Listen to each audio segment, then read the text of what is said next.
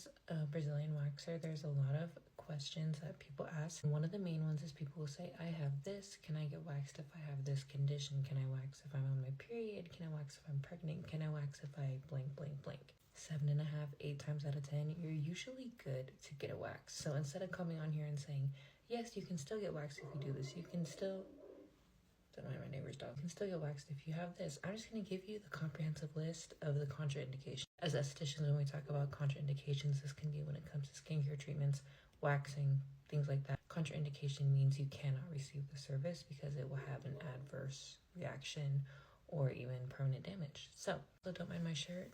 Just burping a newborn, finally got her to sleep, and I have about probably 30 minutes before she wakes up again. So this is probably the most common when it comes to do not wax, and this can be Brazilian waxing, brow waxing, facial waxing like lip, chin, anything like that, is going to be medications. So I always say antibiotics of any kind. Obviously, there's so many different antibiotics for different things.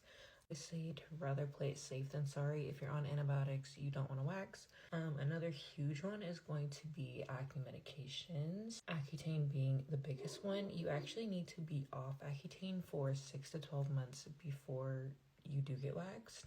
But a lot of acne medications, and this is when also we're going to talk about retinoids, retinols, tretinoin, this can be Arazlo, this can be Differin gel, adapalene gel. Like there's so many different acne medications, topical treatments, retinoids, retinols, retinals. Reason being, these thin out your skin. So if you wax over them, whether this is on your face or you're Brazilian, you will see it more commonly on your face, obviously, because that's the area being treated.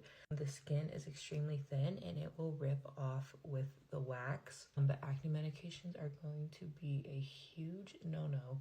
I'm not saying don't ever use a retinol, because once I'm not breastfeeding, I'll for sure be incorporating one into my routine. I wouldn't use it for about 72 hours before, and then if you're doing any waxing on your face, I would also wait 48 to 96 hours after, depending like what you're using or anything. Next is going to be kind of like, I guess, conditions on the skin. Substantial sun exposure within about a week and a half or 2 weeks before, and especially if you have had a sunburn, your skin is not ready to be waxed, especially on your face. Your Brazilian obviously usually is not just getting bare exposure to the sun.